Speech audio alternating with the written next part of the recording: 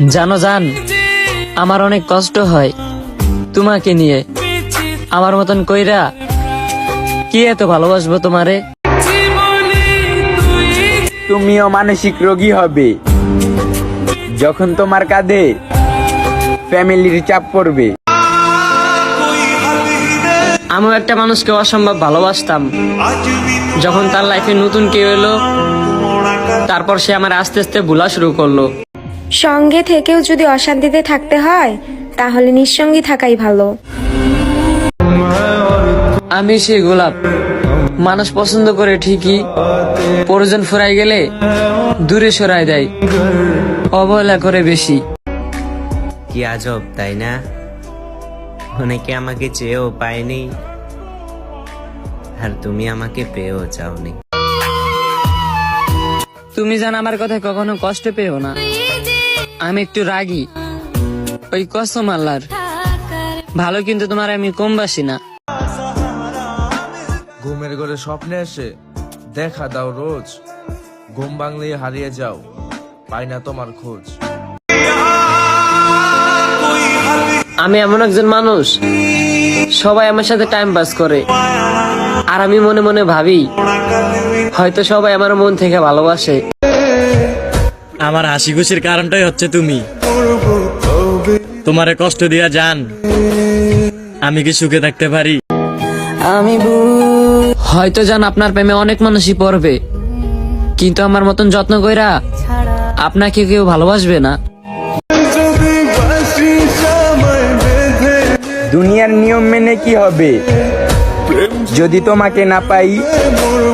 দুনিয়ার সব নিয়ম ভেঙে হলেও আমি শুধু তোমাকে চাই। হয়তো জান আপনার প্রেমে অনেক মানুষই পড়বে, কিন্তু আমার মতন যত্ন কইরা আপনাকে কেউ ভালোবাসবে না। আলো চাঁদ থেকে হয়, তারা থেকে নয়। তেমনি ভালোবাসা একজনের প্রতি হয়, হাজার জনের প্রতি নয়। এই সমাজ যাকে বউ পাগলা বলে, ইসলাম তাকে শ্রেষ্ঠ স্বামী বলে। কাজেই বউকে ভালোবাসো, সংসারেও শান্তি থাকবে, পরকালেও আল্লাহর ভালোবাসা পাবে। জান, কি মায়া ফালাইলা? তোমাকে ছাড়া অন্য কোনো মেয়েকে আমার ভালোই লাগে না। পেয়ে হারিয়ে ফেলো না, পরম যত্নে রাখো। তুমি যেটা তুচ্ছ মনে করছো, সেটা পাওয়ার জন্য আল্লাহর কাছে দুহাত তুলে মানুষ কাঁদে। যদি তুমি ভেবে থাকো ভালোবাসার নামে কাউকে ঠকিয়ে তুমি উত্তম কাউকে পাবে, উত্তম জীবন সঙ্গী পাবে, তাহলে তোমার চিন্তা ভুল। আল্লাহ প্রতারকের সঙ্গী প্রতারককেই রেখেছে। বরং মনে রাখো, যাকে ঠকিয়েছো, ভেঙে টুকরো টুকরো করে দিয়েছো, তার জন্য আল্লাহ উত্তম কাউকে রাখছেন।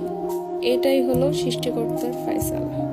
শুধুমাত্র ভাত কাপড় দিলেই আর এক বিছানায় শুলেই স্বামী হয়ে যায় না। স্বামী হতে হলে স্ত্রীর দুঃখ, কষ্ট, খারাপ লাগা এগুলো বুঝতে হয়, এগুলো জানতে হয়, এবং দুঃখ কষ্ট দূর করে ভালো সুখের ব্যবস্থা নিতে হয়। বুঝতে পারছেন? টাকা পয়সা গয়নাগাটি আর 3 বেলা খেতে দিলেই স্বামী হওয়া যায় না।